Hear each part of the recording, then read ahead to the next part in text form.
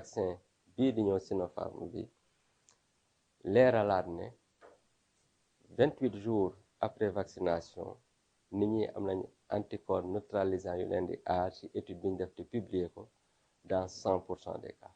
Donc en principe war na mun a protéger contre les formes sévères dans 100% des cas. xëy na nag forme avec les signes cliniques 78-79% peut-être lay protéger mais li ëpp solo mooy nit ñi bañ ci dee.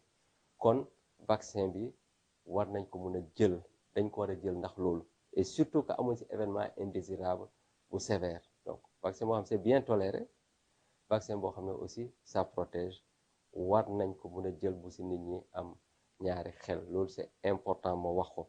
beneen bi mooy li tax ñu war a vacciner wu, il faut que aussi ñu revenir ci benn principe bi mooy mbooloo la ñu war a gën a jox importance que nit.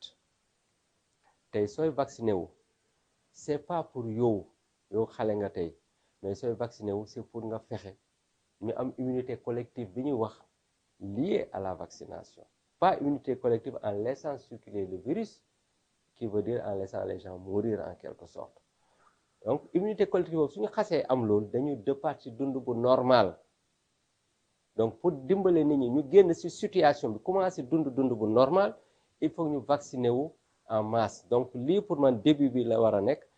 yaakaar naa ne président dina def lu mun pour que vaccination bi gën a law, que résultat yi Israël am ñu mun a am ñu demee noonu kaay wàññeeku ba ñu mun a dundaat ci dund bu normal. Y a un intérêt personnel, da ngay mun a protéger aussi sa vie. te ensuite variant yi ñuy ragal wax nga ko sànq, vaccination bi suñ ko gaawee def day wàññi risque variant yi sonal ñu.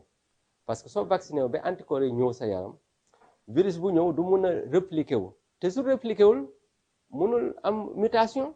Donc ça nous protège déjà contre ça te ces variants là dina ñëw.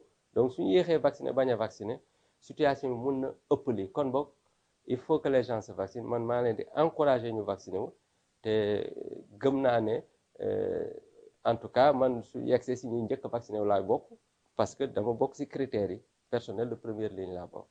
voilà jërë ngeen jëf di remercier